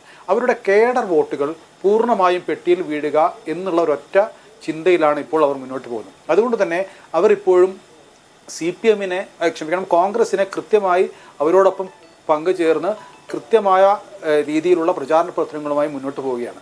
അവരിപ്പോഴും പക്ഷേ TMC ആണ് അവരുടെ മുഖ്യ എതിരാളിയായി കാണുന്നത്, BJP അല്ല എന്നുള്ളത് കൂടി ഓർക്കുക. അങ്ങനെ TMCയോടുള്ള എതിർപ്പ് കാരണം ആളുകൾ, അവിടെ ഒരു ഭരണവിരുദ്ധ വികാരം ഉണ്ട് എന്ന് CPM മുൻകൂട്ടി കാണുന്നു. അങ്ങനെയെങ്കിൽ അത് ആ വോട്ടുകൾ സമാഹരിക്കാൻ കഴിയുമെന്നാണ് അവർ പ്രതീക്ഷിക്കുന്നത്. അതുകൊണ്ട് തന്നെ അത് BJP-യിലേക്കോ TMC-യിലേക്കോ പോവാതെ തങ്ങളിലേക്ക് വരുമെന്നുള്ള പ്രതീക്ഷയാണുള്ളത്. ആ പ്രതീക്ഷ അത്രത്തോളം അവർക്ക് ആ പ്രതീക്ഷ പുനരുദ്ധരാനുള്ള സാധ്യതയില്ല. പക്ഷേ കഴിഞ്ഞ തവണയും അതിന് മുമ്പത്തെ തവണയും ഒക്കെ അങ്ങോട്ടേക്ക് ചാഞ്ഞ വോട്ടുകൾ കൃത്യമായി CPM-ന്റെ പെട്ടിയിലേക്ക് വീണാൽ അത് BJP-ക്കാണ് കൂടുതലായി ദോഷം ചെയ്യുക എന്ന് തന്നെയാണ് തോന്നുന്നത്. ഓക്കെ, നൗഫൽ, ഒരു കാര്യം കൂടി ഉള്ളത് ഈ പൗരത്വമാണ്. ഇപ്പോൾ ഈ 5ാം ഘട്ടത്തിലേക്ക് കടക്കുന്നതിന് തൊട്ട് മുമ്പാണല്ലോ പൗരത്വം ഇഷ്യൂ ചെയ്തുകൊണ്ടുള്ള കേന്ദ്ര സർക്കാരിൻ്റെ ഉത്തരവ് അല്ലെങ്കിൽ അവിടെ നിന്നുള്ള ഇൻഫർമേഷൻ നമ്മൾ കാണുന്നത്. പശ്ചിമ ബംഗാൾ പൗരത്വവുമായി ബന്ധപ്പെട്ട പ്രധാനപ്പെട്ട ഒരു അതിൻ്റെ റിഫ്ലക്ഷൻ ഏരിയയാണ്. അപ്പോൾ അത് ഞങ്ങളിതാ ഈ നുഴഞ്ഞുകയറ്റക്കാരെ ഒഴിവാക്കാൻ പോകുന്നു, ചിതൽപുറ്റുകളെ ഓടിക്കാൻ പോകുന്നു, ഗുസ്പേട്ടുകളെ ഓടിക്കാൻ പോകുന്നു നിരന്തരമായി അമിത്ഷായും മോദിയും പ്രസംഗിക്കുന്നു. അതിനിടയ്ക്ക് അവിടുത്തെ ആളുകൾ ദീർഘകാലമായി ആഗ്രഹിച്ചിരുന്ന പൗരത്വം ഇതാ ഇഷ്യൂ ചെയ്തു തുടങ്ങിയിരിക്കുകയും ചെയ്തിരിക്കുകയാണ്. സോ അത് മമതാ ബാനർജിയെ ഡിസ്റ്റർബ് ചെയ്യുന്ന ഒരു ഫാക്ടറാണോ? സത്യത്തിൽ അത് ഡിസ്റ്റർബ് ചെയ്യുന്നുണ്ട് മമതാ ബാനർജിയെ. കാരണം കഴിഞ്ഞ ദിവസം ഇത്ര പേർക്ക് പൗരത്വം കൊടുത്തു എന്നുള്ള വാർത്ത അവരെ കൃത്യമായി അന്താളിപ്പിക്കുന്നുണ്ട്. ഏറ്റവും ഒടുവിലായി കഴിഞ്ഞ ദിവസം മഹുവ മൊയ്ത്ര പ്രസംഗിച്ചത് അതെല്ലാം അമിത്ഷാ വെറുതെ പറയുകയാണ് എന്നാണ് അവർ അവരുടെ പ്രസംഗത്തിൽ പറഞ്ഞത്. അത്തരം ഈ പ്രചാരണവും ഈ ഫോട്ടോയും ഈ വീഡിയോയും BJP-യുടെ കൊണ്ടുപിടിച്ച ഈ പ്രചാരണമൊക്കെ തൃണമൂലിനെ അല്പം ബാക്ക് ഫുട്ടിലേക്ക് മാറ്റിയിട്ടുണ്ട് എന്നുള്ളത് സത്യമാണ്. പക്ഷേ അതിനെ മറികടക്കാൻ ഇവർ പറയുന്നത്, ഇവരെല്ലായിടത്തും പ്രസംഗിക്കുന്നത് നിങ്ങളിപ്പോൾ പൗരത്വത്തിന് അപേക്ഷിച്ചു കഴിഞ്ഞാൽ നിങ്ങൾ വിദേശിയായി മാറും എന്നുള്ള വലിയ പേടിപ്പെടുത്തുന്ന പ്രസംഗമാണ് അവർ പ്രസംഗിച്ചുകൊണ്ടിരിക്കുന്നത്. അതായത് കഴിഞ്ഞ തവണ അവർ ഈ കാർഡ് തന്നെ ഇറക്കിയിരുന്നു. അതായത് CAA വിരുദ്ധ നിലപാട് സ്വീകരിക്കുകയും അങ്ങനെ പരമാവധി വോട്ടുകൾ ആ പേരിൽ സമാഹരിക്കാനും സാധിച്ചിട്ടുണ്ട്. ഇത്തവണയും ആ രീതിയിൽ തന്നെയാണ് അവർ പ്രചരണം നടത്തിയത്. പക്ഷേ ഇപ്പോൾ ഈ രീതിയിലുള്ള പൗരത്വ നിയമം നടപ്പിലാക്കി എന്നുള്ള പ്രചാരണം അവരെ ബാക്ക് ഫുട്ടിലേക്ക് മാറ്റിയിട്ടുണ്ട്. പക്ഷേ അതിനെയും മറികടക്കാനുള്ള തന്ത്രങ്ങൾ മമതാ ബാനർജിയുടെ പക്കലുണ്ട്. അതവർ നടത്തിക്കൊണ്ടിരിക്കുന്നു. നിലവിൽ അവരുടെ പ്രചാരണ രംഗത്ത് അവർ പറയുന്നത് ഇത് നേരത്തെ പൗരത്വം ലഭിച്ചവരാണ്, അല്ലെങ്കിൽ അതുമായി ബന്ധപ്പെട്ട് പുതിയ ഒന്നും ഇവിടെ നടന്നിട്ടില്ല എന്നൊക്കെയുള്ള പ്രചാരണ പ്രവർത്തനങ്ങളാണ് ഇപ്പോൾ അവർ നടത്തിക്കൊണ്ടിരിക്കുന്നത്. ശരി, താങ്ക് യു നൗഫൽ, ഇത്രയും സമയം ജോയിൻ ചെയ്തതിന്. പ്രിൻറ്റു, നോക്കൂ, നേരത്തെ കോൺഗ്രസിൻ്റെ പ്രതിനിധി ചൂണ്ടിക്കാണിച്ച കാര്യം, നിങ്ങൾ അപ്പം ഈ അനലിസ്റ്റും നിരന്തരമായി നിങ്ങൾ വർഗീയത പറയുകയാണ്. തുടക്കത്തിൽ നിങ്ങൾ വിശ്വഗുരുവാക്കിയതിനെക്കുറിച്ച്, രാജ്യം വളർന്നതിനെക്കുറിച്ച്, മോദിയുടെ പ്രതിച്ഛായയെക്കുറിച്ച് മാത്രം സംസാരിക്കുകയായിരുന്നു. പക്ഷേ ഇപ്പോൾ നിങ്ങൾ നിരന്തരം ഈ പറയുന്ന ഡിവിസീവ് പൊളിറ്റിക്സ് സംസാരിക്കുന്നു. എന്ന് വെച്ചാൽ നിങ്ങൾക്കൊരു കോൺഫിഡൻസ് കുറവ് ഉണ്ടായതുകൊണ്ട് മറ്റെല്ലാ വിഷയങ്ങൾക്കും മേലെ ഇത് വേണമെന്ന് നിങ്ങൾ വിചാരിക്കുകയാണ്. എന്നിട്ടും പക്ഷേ ആളുകളെ ബൂത്തിൽ കൊണ്ടുവരാൻ കഴിയും വിധത്തിലുള്ള ഒരു ആവേശം കാണുന്നില്ല. ഈ എന്താ പറയുന്നത്, വോട്ടിംഗ് ടേൺ ഔട്ട് ശതമാനം നമ്മൾ കാണുന്നുള്ള കുറവാണ്. ഇതൊക്കെ പറഞ്ഞിട്ടും ഒരു ആവേശ തിളപ്പുണ്ടാക്കാൻ പറ്റുന്നില്ല എന്നുള്ള പ്രശ്നമുണ്ടോ പ്രിൻറ്റു? ഒരിക്കലുമില്ല സാർ. നിങ്ങൾ കൃത്യമായിട്ടൊരു രാഷ്ട്രീയ നിരീക്ഷണം നടന്ന സമയത്ത് നമുക്ക് മനസ്സിലാക്കാൻ സാധിക്കും, 1ാം ഘട്ടത്തിലും 2ാം ഘട്ടത്തിലും BJP ഉയർത്തിവിട്ടിട്ടുള്ള പ്രധാനപ്പെട്ട കാര്യം 400+ എന്ന് തന്നെയാണ്. 400+ വികസനം എന്ന് പറയുന്ന സ്ഥലങ്ങൾ നിങ്ങൾ നോക്കണം. 1ാം ഘട്ടം നടക്കുന്ന തമിഴ്നാട് അടക്കമുള്ള സംസ്ഥാനങ്ങൾ, 2ാം ഘട്ടം നടക്കുന്ന കേരളം അടക്കമുള്ള സംസ്ഥാനങ്ങൾ, 400+ എന്ന് പറയുന്ന സ്വാഭാവികമായിട്ടുള്ള ആ പ്രചരണത്തിന് വലിയ പ്രസക്തിയുണ്ട്. ആ പ്രസക്തിയുടെ ഭാഗമായിക്കൊണ്ടാണ് നിങ്ങൾ നോക്കിക്കഴിഞ്ഞാൽ സൗത്ത് ഇന്ത്യയിലടക്കം BJPക്ക് വലിയ നേട്ടങ്ങൾ ഉണ്ടാകാൻ പോവുകയാണ്. നിങ്ങളത് കൃത്യമായിട്ട് ഞാൻ ഇലക്ഷൻ റിസൾട്ട് വരുന്ന അന്ന് നിങ്ങൾക്കത് മനസ്സിലാക്കാൻ സാധിക്കും. സ്വാഭാവികമായിട്ട് 400+ എന്ന് പറയുന്ന സമയത്ത് തന്നെ കോൺഗ്രസും ഇവിടുത്തെ ബാക്കിയുള്ള കക്ഷികളും അപ്രസക്തമായി കേരളത്തിലടക്കം ഉണ്ടായി. നിങ്ങൾ 2019 ഇലക്ഷൻ നോക്കിയാൽ മതി. ഈ മോഡിക്കെതിരായിട്ടുള്ള വലിയ വിരോധം ഉണ്ടാക്കിക്കൊണ്ട് കേരളം അടക്കം സംഘടിതമായിട്ട് മോഡിക്കെതിരെ വോട്ട് ചെയ്തു. അങ്ങനെ സംഘടിതമായിട്ട് മോഡിക്ക് വോട്ട് ചെയ്യാൻ വരാവുന്ന സാഹചര്യമായിരുന്നില്ല കേരളത്തിലുണ്ടായിരുന്നത്. പോളിംഗ് കുറഞ്ഞ സ്ഥലങ്ങൾ നിങ്ങൾ നോക്കിയാൽ മതി. പ്രത്യേകിച്ച് മൈനോറിറ്റിക്ക് ഭൂരിപക്ഷമുള്ള പ്രദേശങ്ങളിലടക്കം പോളിംഗ് ശതമാനം കുറഞ്ഞിട്ടുണ്ട്. നിങ്ങൾ 2019 പോളിംഗ് നോക്കൂ. അവസാനത്തെ കേരളത്തിലെ മൈനോറിറ്റിയുടെ വോട്ട് പോലും മോഡിക്കെതിരായി കുത്തുന്ന സാഹചര്യം ഉണ്ടായിരുന്നു. അതിനെ മറികടക്കാൻ ഈ 400+ എന്ന് പറയുന്ന മുദ്രാവാക്യത്തിന് സാധിച്ചിട്ടുണ്ട്. പ്ലസ് 3ാം ഘട്ടവും 4ാം ഘട്ടവും നടക്കുന്നത് ഞങ്ങളുടെ കോർ വോട്ട് ബാങ്കിലാണ്. അവിടെ ആദിവാസികൾ, OBC വിഭാഗത്തിൽപ്പെട്ട ആളുകൾ, സ്വാഭാവികമായിട്ട് അവരുടെ അവകാശങ്ങളെ കവരാൻ വേണ്ടി തയ്യാറെടുക്കുന്ന ആളുകളെ മോദി ചോദ്യം ചെയ്യും. ഞാനൊരു കാര്യം ഞാൻ വസ്തുതാപരമായി പറയണം കേട്ടോ. ഈ അബ്കി ബാർ 400 ബാർ എന്ന് പറയുന്ന ഇത്തവണ 400 സീറ്റിന് മേലെ എന്ന് പറയുന്ന മുദ്രാവാക്യം സത്യത്തിൽ ഇപ്പോൾ BJPയുടെ പ്രധാനപ്പെട്ട നേതാക്കൾ പ്രസംഗിച്ച് കാണുന്നില്ല. മോദി പോലും ഓരോ ഫേസും പൂർത്തിയാകുമ്പോൾ ആളുകൾക്ക് താങ്ക് ചെയ്തുകൊണ്ടും NDA ഇത്തവണ ഭൂരിപക്ഷം നേടുമെന്നൊക്കെ പറഞ്ഞുകൊണ്ട് നടത്തുന്ന ട്വീറ്റുകളാണ്. ആ ട്വീറ്റുകളിലൊന്നും ഈ 400 എന്ന് പറയുന്ന അവകാശവാദം ഉന്നയിക്കുന്നില്ല. അമിതമായ ഒരു ഭൂരിപക്ഷം ഞങ്ങൾ നേടുമെന്ന് പറയുന്നില്ല. കാരണം ഒരു കാരണമുണ്ട്. കാരണം പ്രതിപക്ഷം അവിടെ പ്രസംഗിക്കുന്നത് 400 സീറ്റ് വേണമെന്ന് BJP ആഗ്രഹിക്കുന്നത് RSSകാർ പറയുന്നത് പോലെ സംവരണം എടുത്ത് കളയാനാണ്. RSSന്റെ പ്രഖ്യാപിത നയമാണല്ലോ. RSSന്റെ MG വൈദ്യയും ഗോൾവാൾക്കറും പോലെയുള്ള ആളുകളൊക്കെ ഈ സംവരണത്തിനെതിരെ സംസാരിക്കുന്നത് നമ്മൾ കണ്ടിട്ടുണ്ട്. അപ്പോൾ അവരത് കളയാൻ പോവാണ്, അവർക്ക് സാമ്പത്തിക സംവരണത്തിലൊക്കെ വിശ്വാസമുള്ളൂ എന്നതൊരു ഭീതി പടർത്തിയിട്ടുണ്ട് നോർത്തിൽ. അതൊരു വസ്തുതയാണ്. ആ ഭീതിയെ കൂട്ടണ്ട എന്ന് വിചാരിച്ചുകൊണ്ടാണ് BJP ആപ്കി ബാർ 400 ബാർ പ്രസംഗിക്കാത്തത് എന്നത് ഓർക്കണം. അതുകൊണ്ട് 400 സത്യത്തിൽ BJP ഇപ്പോൾ ഊന്നുന്നത് കാണുന്നില്ല. വിസിബിളായിട്ട് എവിടെ ഊന്നുന്നില്ല. പ്രധാനപ്പെട്ട നേതാക്കൾ ആരും പ്രസംഗിക്കുന്നില്ല. അല്ല, വിസിബിളായിട്ട് കാണുന്നുണ്ടല്ലോ സാർ. ഇലക്ഷൻ്റെ സ്ട്രാറ്റജികളും കൃത്യമായിട്ട് മാധ്യമപ്രവർത്തകർ എന്ത് പറയുന്നത് നിശ്ചയിക്കുന്നത് ആഭ്യന്തരമന്ത്രിയും ഈ പ്രചരണ സമിതി കൺവീനറുമായിട്ടുള്ള അമിത്ഷയാണ്. അമിത്ഷ കഴിഞ്ഞ ദിവസം പറഞ്ഞല്ലോ. അപ്പോൾ നോക്കൂ, BJPക്ക് ഇപ്പോൾ 4ാം ഘട്ടം കഴിഞ്ഞ സമയത്ത് 379 സീറ്റിൽ സിറ്റിംഗ് സീറ്റ് 206 അമിത്ഷാ കൃത്യമായിട്ട് പ്ലാൻ പറഞ്ഞു. അദ്ദേഹം പറഞ്ഞു 260 സീറ്റ് BJP നേടിക്കഴിഞ്ഞു. അതൊരു പ്ലാൻ തന്നെയാണ്. ഇനി അടുത്ത ഇലക്ഷൻ, അടുത്ത ഘട്ടം എന്ന രീതിയിൽ 5ാം ഘട്ടം നടക്കുന്നത് BJPയുടെ കോട്ടകളായിട്ടുള്ള BJPക്ക് സ്വാധീനമുള്ള ഈ സ്ഥലങ്ങളായിട്ടുള്ള 49 സ്ഥലത്താണ്. അവിടെ BJPക്ക് 32 സിറ്റിംഗ് സീറ്റ് ഉണ്ട്. അവിടെ കരുത്തുറ്റ അവിടെ ഒരു വലിയ ബോഡി വേവ് അവിടെ കൃത്യമായിട്ട് ആഞ്ഞടിക്കുന്നുണ്ട്. അതുകൊണ്ടാണല്ലോ നിങ്ങൾ 3ാം ഘട്ടത്തിൽ നിന്ന് 4ാം ഘട്ടത്തിലേക്ക് പോകുന്ന സമയത്ത് നിങ്ങൾ പോളിംഗ് പേഴ്സൻറ്റേജ് ഉയർന്നതിനെ കുറിച്ച് സംസാരിക്കുന്നില്ല. നിങ്ങൾ പോളിംഗ് പേഴ്സൻറ്റേജ് കുറഞ്ഞതിനെ പറ്റി പറയുന്നു. 2ാം ഘട്ടത്തിലും 3ാം ഘട്ടത്തിലും മോഡിയുടെ തന്ത്രം വിജയിച്ചു എന്നുള്ളതാണ്. 4ാം ഘട്ടത്തിലെ 3.2% പോളിംഗ് ശതമാനം കൂടി. അതൊന്നും നിങ്ങൾ പറയാത്തത്. പോളിംഗ് ശതമാനം കൂടുന്ന സമയത്ത്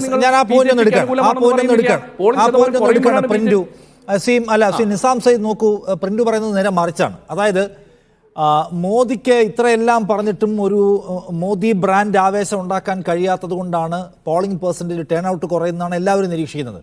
പ്രിന്റു പറയുന്നത് ഞങ്ങൾ എന്തായാലും 400+ എടുക്കാൻ പോവാണ്, അപ്പോൾ മോദി എന്തായാലും റിപ്പീറ്റ് ചെയ്യും, പിന്നെ നമ്മളിപ്പോൾ പോയി വോട്ട് ചെയ്തിട്ട് എന്തിനാണ് എന്ന BJP ഇതര വോട്ട് ബാങ്കിൻ്റെ ചിന്തയാണ് ടേൺ ഔട്ട് കുറയാൻ കാരണം. അതായത് നമ്മൾ വോട്ട് ചെയ്താലും ഇല്ലെങ്കിലും മോദി വരും എന്ന് വിചാരിക്കുന്ന മോദി വിരുദ്ധർ. മോദിയുടെ വോട്ടെല്ലാം പോൾ ചെയ്യപ്പെട്ടിട്ടുണ്ടെന്നാണ് അവരുടെ കണക്ക്. മറിച്ചുവാദമുണ്ടോ താങ്കൾക്ക്? തെരഞ്ഞെടുപ്പിനെ കുറിച്ച് പഠിച്ചവർ പറഞ്ഞത് ആദ്യത്തെ 2 ഘട്ടത്തിൽ NDA വിജയിച്ച സീറ്റുകളിൽ 5%-ലധികം, ഏതാണ്ട് 6%-അടുത്ത് വോട്ടിംഗ് പെർസെൻറ്റേജ് കുറഞ്ഞുവെന്നും, അതേസമയം ഇന്ത്യ മുന്നണി വിജയിച്ച സീറ്റുകളിൽ അത് 3%-അടുത്ത് മാത്രമാണ് എന്നുമാണ്.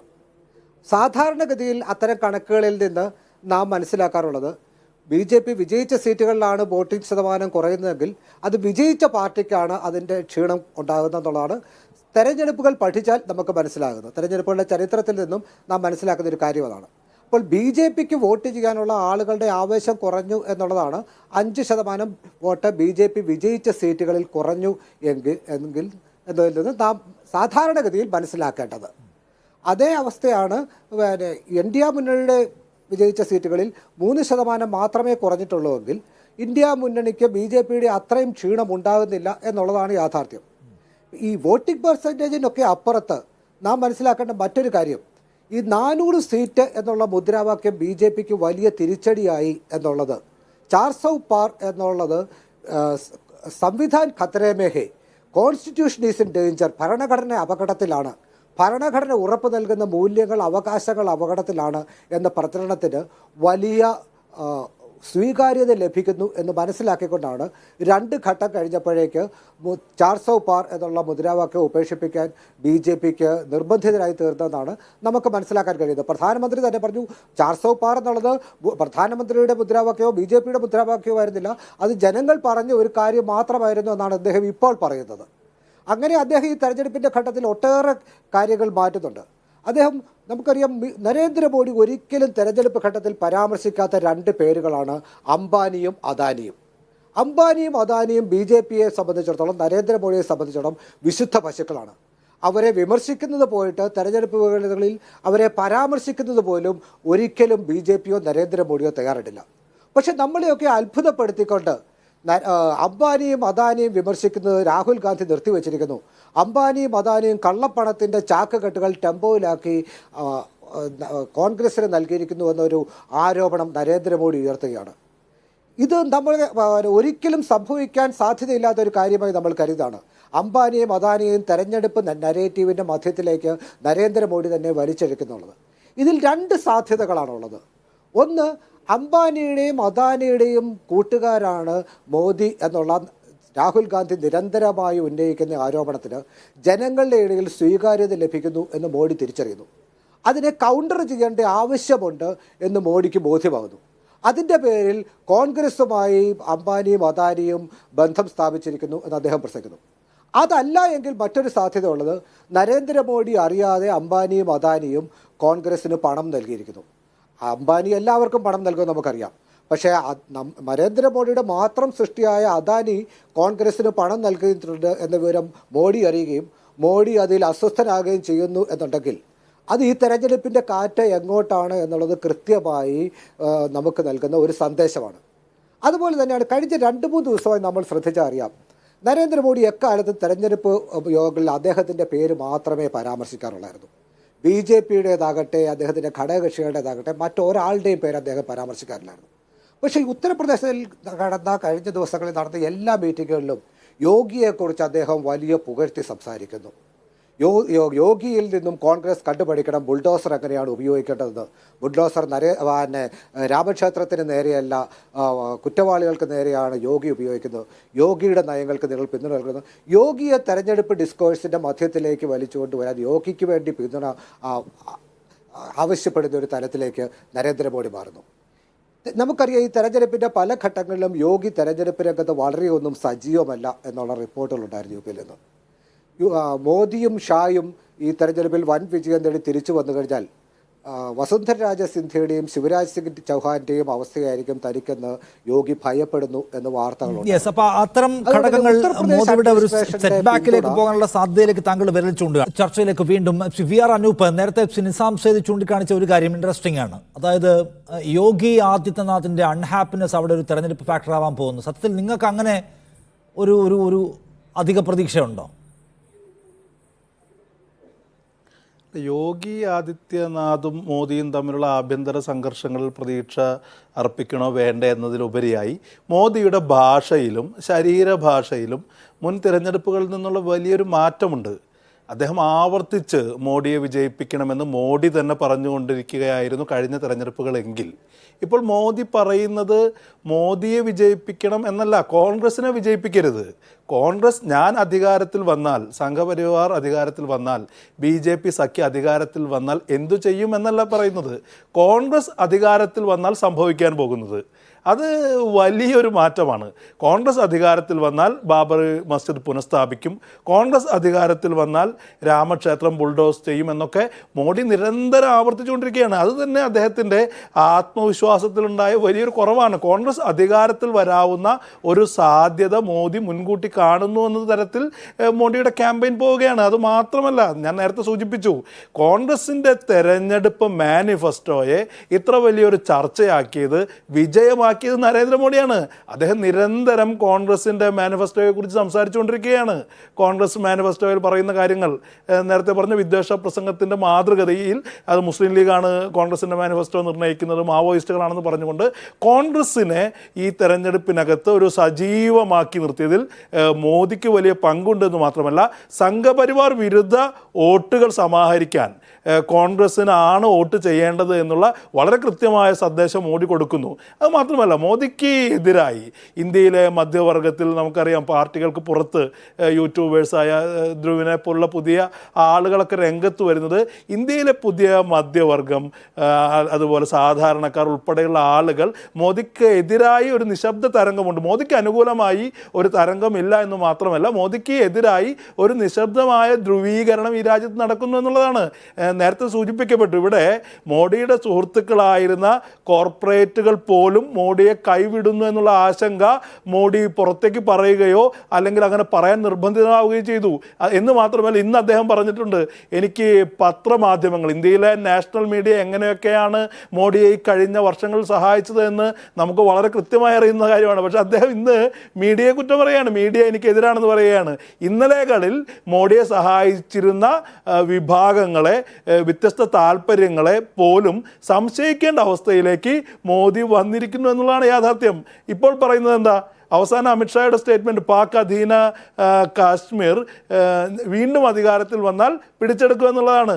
ചൈനയുടെ അതിർത്തിയുമായൊക്കെ ബന്ധപ്പെട്ട് നടക്കുന്ന കാര്യങ്ങൾ നമുക്കറിയാം. കാരണം ഈ രാജ്യത്തെ സംബന്ധിച്ച് രാജ്യത്തിനകത്ത് അത്തരമൊരു ധ്രുവീകരണം നടത്തുന്നതിൽ, സൃഷ്ടിക്കുന്നതിൽ മോദി വളരെ കൃത്യമായി പരാജയപ്പെട്ടു എന്ന് മാത്രമല്ല ആ ആശങ്കയിൽ നിന്നാണ് ഈ പറയുന്ന വളരെ എക്സ്ട്രീമായിട്ടുള്ള വിദ്വേഷ പ്രസംഗങ്ങളുടെ ശൈലിയിലേക്ക് മോദി മാറേണ്ടി വരുന്നത്.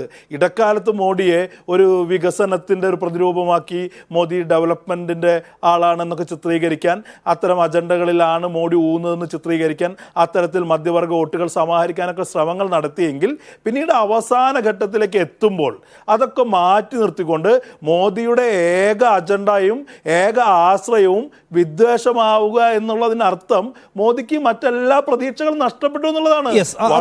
നിങ്ങൾക്ക് തോന്നുന്ന കാര്യം അല്ല. പ്രിന്റു അത് കേൾക്കുന്ന ഒരു പ്രധാനപ്പെട്ട കാര്യം അനൂപ് ചൂണ്ടിക്കാണിക്കുന്നത്, കോൺഗ്രസിനെ കുറിച്ച് അദ്ദേഹം സംസാരിക്കുക പോലുമില്ലായിരുന്നു. കോൺഗ്രസ് നാമാവിശേഷമായി കഴിഞ്ഞിരിക്കുന്നു എന്നാണ് അദ്ദേഹത്തിന്റെ കാലത്ത് ഉണ്ടായിരുന്ന നിലപാട്. എന്ന് മാത്രമല്ല, അത് സാങ്കേതികമായി ഉറപ്പാക്കാൻ അദ്ദേഹം കോൺഗ്രസിനെ വേട്ടയാടുന്നത് കണ്ടു, കേസുകൾ കുരുക്കുന്നത് കണ്ടു, കോൺഗ്രസ്സുകാരെ പരമാവധി അബ്സോർബ് ചെയ്യുന്നത് കണ്ടു, കോൺഗ്രസ്സുകാർക്ക് ഫണ്ട് എങ്ങനെ തടഞ്ഞു വെക്കാമെന്ന് പരിശ്രമിക്കുന്നത് കണ്ടു. കെജ്രിവാളിനെ പോലുള്ള പ്രതിപക്ഷത്ത് അപ്പുറത്തുള്ള മുഴുവൻ ആളുകളെയും മ്യൂട്ട് ചെയ്യുകയോ നിരായുധരാക്കുകയോ മരവിപ്പിക്കുകയോ ചെയ്തുകൊണ്ട് അങ്ങേയറ്റത്തെ ആത്മവിശ്വാസത്തോടെയാണ് മോദി തുടങ്ങുന്നത്. വേറെ ആരെക്കുറിച്ചും പരാമർശിക്കേണ്ട കാര്യം പോലും അദ്ദേഹത്തിനില്ല. പക്ഷേ ഇപ്പോൾ അദ്ദേഹം നിരന്തരമായി പറയുന്നു, അതായത് രാഹുൽ ഗാന്ധിയുടെ പ്രായത്തിനൊപ്പിച്ച സീറ്റ് പോലും കിട്ടാൻ പോകുന്നില്ല എന്ന് ആദ്യം പരിഹസിച്ച മോദി ഇപ്പോൾ തനിക്ക് ബദൽ കോൺഗ്രസ്, താനല്ലെങ്കിൽ കോൺഗ്രസ് വന്നാൽ, കോൺഗ്രസിനെ വിജയിപ്പിച്ചാൽ, കോൺഗ്രസ് ജയിച്ചാൽ എന്നിങ്ങനെ നിരന്തരം പറയുകയാണ്. എന്ന് വെച്ചാൽ മോദി തന്നെ കോൺഗ്രസിൻ്റെ ഒരു സാധ്യതയെക്കുറിച്ച് സംസാരിക്കുന്നു എന്നത് കോൺഗ്രസിനെ സംബന്ധിച്ച് സൈക്കോളജിക്കലി അവർക്കൊരു അഡ്വാൻറ്റേജ് ആണെന്ന് പറയുകയാണ്. അനൂപ്, ന്യായമല്ലേ അത്? ഒരിക്കലുമില്ല. ഒരു സൈക്കോളജിക്കലായിട്ടുള്ള ഒരു കാര്യവുമല്ല. നിങ്ങൾക്ക് ഇപ്പോഴും സത്യത്തിൽ BJP എന്ന് പറയുന്ന പ്രസ്ഥാനത്തെക്കുറിച്ചും നരേന്ദ്രമോദി എന്ന് പറയുന്ന വ്യക്തിത്വത്തെക്കുറിച്ചും ഒരു ചുക്കും നിങ്ങൾക്ക് മനസ്സിലായിട്ടില്ല. ഇപ്പം നിഷാന്ത് റാവുത്തറിന് അദ്ദേഹത്തിനെ മുസ്ലിം വിരോധ പുരുഷെന്ന് ജൂൺ 4 വരെ വിളിക്കാം. ഇപ്പോൾ നമ്മുടെ രാഷ്ട്രീയ നിരീക്ഷകർ 4 വരെ ആത്മവിശ്വാസത്തോടു കൂടിയിട്ട് NDA വരില്ല, മോഡി വരില്ല എന്ന് പറയാം. വേണമെങ്കിൽ അദ്ദേഹത്തിന്, നമ്മുടെ അനൂപിന് മരണത്തിൻ്റെ വ്യാപാരിയാണ്, മുസ്ലിങ്ങൾക്കെതിരായി നിൽക്കുന്ന ആളാണ് എന്നൊക്കെ പറഞ്ഞ് അദ്ദേഹം. പക്ഷെ നിങ്ങൾ മനസ്സിലാക്കേണ്ട പ്രധാനപ്പെട്ട ഒരു കാര്യം, നിങ്ങൾ ഈ പറയുന്ന കുതന്ത്രങ്ങളെ മുഴുവൻ അതിജീവിക്കാൻ ശേഷിയുള്ള പ്രസ്ഥാനമാണ് BJP. ഞങ്ങളൊരു ഇലക്ഷൻ സ്ട്രാറ്റജി വരുന്ന സമയത്ത് മോഡി എന്ന് പറയുന്നത് ഒരു ബ്രാൻഡാണ്, അത് സത്യമാണ്. മോഡി ബ്രാൻഡ് ഉണ്ട്, അതൊരു സത്യമാണ്. മോഡി ബ്രാൻഡിന് പകരം വെക്കാൻ ഇന്ത്യയിൽ ഏത് വ്യക്തിത്വമാണ് അപ്പുറത്തുള്ളത്? നിങ്ങൾ ഇതുവരെ അങ്ങനെ ബ്രാൻഡിന് പകരം വെക്കാൻ ഒരു പ്രധാനമന്ത്രിയെ ചൂണ്ടിക്കാണിക്കാൻ പ്രതിപക്ഷത്തിന് സാധിച്ചിട്ടുണ്ടോ? ഇതുവരെ സാധിച്ചിട്ട് ഇന്ത്യയുടെ തെരഞ്ഞെടുപ്പ് ചരിത്രത്തിൽ തന്നെ നോക്കൂ, ഇന്ദിരാഗാന്ധി വലിയ ബ്രാൻഡായിരുന്നല്ലോ അല്ലേ? അതൊക്കെ ഒരു ബ്രാൻഡിന് എക്കാലത്തുണ്ട്. നിങ്ങൾ ഇന്ദിരാഗാന്ധി ബ്രാൻഡായിരുന്നു, ഞങ്ങൾ അംഗീകരിക്കുന്നു. ഇന്ദിരാഗാന്ധി ബ്രാൻഡായിരുന്നു, ആ ബ്രാൻഡ് വിജയിച്ചിട്ടുണ്ട്. ജവഹർലാൽ നെഹ്റു ബ്രാൻഡായിരുന്നു, ബ്രാൻഡ് വിജയിച്ചിട്ടുണ്ട്. നരേന്ദ്രമോദി എന്ന് പറയുന്ന ബ്രാൻഡ് പരാജയപ്പെടാത്ത ബ്രാൻഡാണ്. നിങ്ങൾ മനസ്സിലാക്കണം. നരേന്ദ്രമോദി പരാജയപ്പെടാത്ത ബ്രാൻഡാണ്. നിങ്ങൾ ഭരിച്ചുകൊണ്ടിരുന്ന കർണാടക ലബോറട്ടറി ആയ കർണാടക, അവിടെ നരേന്ദ്രമോദി നേരിട്ട് വന്ന് നേതൃത്വം കൊടുത്തിട്ട് നരേന്ദ്രമോദി കർണാടകയെ തോപ്പിച്ചില്ലേ മോദി? ബ്രാൻഡ് എവിടെ? അല്ല, നിങ്ങൾ ഹിമാചൽ പ്രദേശിൽ നരേന്ദ്രമോദിയുടെ ബ്രാൻഡിങ് ഏറ്റവും കൂടുതൽ ഏറ്റവും ഇലക്ഷൻ ആകുമ്പോൾ അങ്ങനെ എല്ലാ തെരഞ്ഞെടുപ്പിനും കേരളത്തിൽ തോറ്റല്ലേ, തമിഴ്നാട്ടിൽ തോറ്റെന്ന് പറയല്ലേ. ഞാൻ പറയാം, നരേന്ദ്രമോദിയുടെ ബ്രാൻഡിങ് നടന്നു. ഇന്ദിരാഗാന്ധിയെ കുറിച്ച് പറയുമ്പോൾ BJP എന്ന് പറയുന്ന പ്രസ്ഥാനം പറയാൻ അനുവദിക്കൂ. BJP എന്ന് പറയുന്ന പ്രസ്ഥാനം ഓരോ ഇലക്ഷൻ കഴിയുമ്പോഴും 60% വോട്ട് നേടിക്കൊണ്ട് അവിടെ അപ്രമാദിത്വം സ്ഥാപിക്കുന്ന രീതിയിലേക്കാണ് ഗുജറാത്തിൽ ഞങ്ങൾ വന്നിട്ടുള്ളത്. ഇന്ത്യയിലും 10 വർഷമായി ഈ നരേന്ദ്രമോദി എന്ന് പറയുന്ന ആഗോള ബ്രാൻഡ് ഉണ്ട്. ഈ ആഗോള ബ്രാൻഡിനൊപ്പം തന്നെ നിങ്ങൾ മനസ്സിലാക്കേണ്ട പ്രധാനപ്പെട്ട ഒരു കാര്യം, ഇനി ഏതൊക്കെ തരത്തിലുള്ള കുപ്രചരണം നടത്തിയാലും BJPക്ക് ജയിക്കാവുന്ന 293 സീറ്റുകൾ BJPയുടെ സംഘടനാ സംവിധാനത്തിന്റെ ഭാഗമായിട്ട് ഞങ്ങൾ നിർമ്മിക്കപ്പെട്ടിട്ടുണ്ട്. അത് നിങ്ങൾ മനസ്സിലാക്കണം. BJPയുടെ കഴിഞ്ഞ ഇലക്ഷന്റെ സ്ട്രാറ്റജി നിങ്ങൾ മുഴുവൻ നോക്കിക്കഴിഞ്ഞാൽ 50%-നും 65%-നും വോട്ട് നേടിയിട്ടുള്ള 260 സ്ഥലങ്ങളെ കൃത്യമായിട്ട് ഞങ്ങൾ ടാർഗറ്റ് ചെയ്ത് പ്രവർത്തിച്ചിട്ടുണ്ട്. നിങ്ങൾ തോക്കാൻ പോവുകയാണെന്ന് ഞാൻ പറഞ്ഞില്ല. നിങ്ങൾക്ക് ജയിക്കാൻ സംഘടന ഏറ്റവും വലിയ സംഘടനയുള്ളത് നിങ്ങൾക്ക് ആർക്കാ തർക്കം? BJPക്ക് ഇന്ത്യയിലെ ഏറ്റവും വലിയ സംഘടനയുള്ളത്. പക്ഷെ വോട്ട് ചെയ്യേണ്ടത് ജനങ്ങളാണ്, സംഘടനയല്ല. 60 കോടി ഭടന്മാർ BJP ജനങ്ങളുണ്ട്. നരേന്ദ്രമോദി സർക്കാരിന്റെ നേട്ടങ്ങൾ കിട്ടിയിട്ടുള്ള 60 കോടി ഭടന്മാർ ഞങ്ങൾക്കൊപ്പമുണ്ട്. 60 കോടി ജനങ്ങൾ BJPക്കൊപ്പമുണ്ട്. അത് ഞങ്ങളുടെ ആത്മവിശ്വാസമാണ്, ഞങ്ങളുടെ സംഘടന സംവിധാനം മാത്രമല്ല. അത് നിങ്ങൾ മനസ്സിലാക്കണം. ഈ രാജ്യത്തിൽ നരേന്ദ്രമോദിയുടെ വികസന നേട്ടം കിട്ടിയിട്ടുള്ള 60 കോടി ജനങ്ങളുണ്ട്. ആ ജനങ്ങൾ BJPയിൽ വിശ്വാസം അർപ്പിച്ചിട്ടുണ്ട്. പിന്നെ BJPയുടെ നേട്ടങ്ങൾ കിട്ടിയിട്ടുള്ള, BJPയുടെ ഭരണ മികവിന്റെ പ്രയോജനം കിട്ടിയ 60 കോടി ആളുകൾ ഉണ്ടെങ്കിൽ പിന്നെ നിങ്ങൾ എന്തിനാണ് ഇങ്ങനെ ഇല്ലാത്ത നുണയും വർഗീയതയൊക്കെ പറയുന്നതിനാണ്? അല്ല, ഇല്ലാത്ത നുണകൾ സാർ നിങ്ങൾ മനസ്സിലാക്കേണ്ടത്. ഈ പ്രചരണവും കുപ്രചരണവും നിങ്ങൾ പറയുന്നത് പോലെ ഒരാംഗിളിൽ മാത്രമല്ലല്ലോ, നിങ്ങൾ നടത്തുന്ന കുപ്രചരണങ്ങളെ പ്രതിരോധിക്കുമ്പോഴാണ് നിങ്ങൾക്ക് പൊള്ളുന്നത്. നിങ്ങൾ CAA പേരിൽ ഈ രാജ്യത്തിൽ ഒരു മുസ്ലിം സമുദായത്തിൽപ്പെട്ട ഒരാളെ പോലും ബാധിക്കാത്തതിന്റെ പേരിൽ 3 മാസങ്ങളായിട്ട് ഇവിടെ നിങ്ങൾ ഉണ്ടാക്കിയ ടെൻഷൻ ഉണ്ട്. ആ ടെൻഷന്റെ ആന്റി റിയാക്ഷനാണ് ഇപ്പോൾ നിങ്ങൾ അനുഭവിക്കുന്നത്. സ്വാഭാവികമായിട്ട് കോൺഗ്രസ്സുകാർ വന്നു കഴിഞ്ഞാൽ ഈ ഭരണഘടനയ്ക്ക് വിരുദ്ധമായി കൊണ്ട് മതസംവരണം നടപ്പിലാക്കുമെന്ന് പറയുന്നത് ഈ രാജ്യത്തിന്റെ ഭരണഘടനയ്ക്കെതിരാണ്. അങ്ങനെ ഭരണഘടനയ്ക്കായി പറയുന്ന ഞങ്ങളുടെ വോട്ട് ബാങ്ക് ആദിവാസികൾ 55 വർഷം ഈ രാജ്യം ഭരിച്ച കോൺഗ്രസിന് 400 സീറ്റ് കൂടുതലുണ്ടായി കിട്ടിയ സന്ദർഭമുണ്ടല്ലോ, അവർ മാറ്റിയ അല്ലെ? ഒരു ലോജിക്ക് വേണ്ടേ? കോൺഗ്രസ് ഇവിടുത്തെ ഏറ്റവും വലിയ കക്ഷിയാണ്. ഭരണഘടന ഏറ്റവും കൂടുതൽ തിരുത്തിയത് 4 തലമുറയാണ് സാർ. ഭരണഘടന ഏറ്റവും കൂടുതൽ തിരുത്തിയിട്ടുണ്ട്. അതുകൊണ്ട് ഈ രാജ്യത്തെ കോമൺമാരുണ്ടായ അപകടം എന്താണ്? അല്ല, കോൺഗ്രസ് ഭരണഘടന തിരുത്തിയത് കൊണ്ട് ഈ രാജ്യത്തെ കോമൺമാരുണ്ടായ അപകടം എന്താണ്? ഈ രാജ്യത്തെ കോമൺമാരുണ്ടായ അപകടം എന്താണ്? സ്വാതന്ത്ര്യം, പത്രപ്രവർത്തനത്തിന്റെ സ്വാതന്ത്ര്യം ഇല്ലാതാക്കിയത് അനൂപ്, ചരിത്രത്തിലെ നിങ്ങളുടെ ചെയ്തികളിൽ നിന്നാണ് നിങ്ങൾക്കെതിരായിട്ടുള്ള ഈ പ്രസംഗങ്ങൾ നടത്തുന്നത് എന്നാണ് പ്രിന്റുവിന്റെ വാദം. അല്ല, ഈ അടിയന്തരാവസ്ഥ ഭരണഘടന തിരുത്തിയൊക്കെ ആണ് കൊണ്ടുവന്നെന്ന് പറയുന്നത് അജ്ഞതയാണ്. അടിയന്തരാവസ്ഥ എന്ന് പറയുന്നത് ഇന്ത്യൻ ഭരണഘടന അടിയന്തരാവസ്ഥ എപ്പോഴാണുള്ളത്? ഭരണഘടന തിരുത്തിയാണോ അടിയന്തരാവസ്ഥ കൊണ്ടുവന്നിട്ടുള്ളത്? ഇന്ദിരാഗാന്ധി അല്ല, അടിയന്തരാവസ്ഥ കൊണ്ടുവന്ന് ഭരണഘടന തിരുത്തിയാണോ? നിങ്ങൾക്ക് അടിയന്തരാവസ്ഥ എന്ന് പറയുന്ന പ്രയോഗത്തെ കുറിച്ച് വ്യത്യസ്തമായ അഭിപ്രായങ്ങൾ ഉണ്ടാകാം. പക്ഷേ ഇതൊക്കെ ആരോടാണ് എൻ്റെ പ്രിന്റു പറയുന്നത്? അടിയന്തരാവസ്ഥ കൊണ്ടുവന്നത്, അടിയന്തരാവസ്ഥ ഇന്ത്യൻ ഭരണഘടനയിലെ എത്രാമത്തെ വകുപ്പാ? നിങ്ങൾ വാട്സപ്പ് യൂണിവേഴ്സിറ്റിയിൽ പോലും സംസാരിക്കും. അടിയന്തരാവസ്ഥ ഇന്ത്യൻ എമർജൻസി എന്ന് പറയുന്നത് എത്രാമത്തെ ആർട്ടിക്കിളാ? അത് ഏത് ഭേദഗതിയിലാണ് വന്നത്? അല്ല, ഭരണഘടന നിങ്ങൾ തിരുത്തിയാണ് അടിയന്തരാവസ്ഥ കൊണ്ടുവന്ന് പറയുമ്പോൾ ഒരു പ്രാഥമികമായ ഭരണഘടനാ അവബോധം വേണ്ടേ? അല്ല, ഭരണഘടന എന്ന് പറയുന്നത് ഇന്ത്യൻ ഭരണഘടനയിൽ ഉറപ്പ് നൽകിയിട്ടുള്ള വകുപ്പാണ്. രാജ്യം അതിപ്രധാന സ്വഭാവമുള്ള 5ാം ഘട്ടത്തിലേക്ക് പോകാൻ പോവുകയാണ്. ജനങ്ങൾ ഏത് പ്രചാരണത്തെയാണ് എടുത്തിരിക്കുന്നത് എന്ന് 5ാം ഘട്ടത്തിന്റെ ജനങ്ങൾ ആരുടെ പ്രചാരണത്തെയാണ് എടുത്തിരിക്കുന്നത് എന്ന് ഫലം വരുമ്പോൾ കാണണം. ഇനി ഞാനത് അവസാനിപ്പിക്കുന്നു. താങ്ക് യു പ്രിന്റു, ഒപ്പം പിന്നെ അനൂപ് നിസാമി ചർച്ചയിൽ പങ്കെടുത്തതിന്.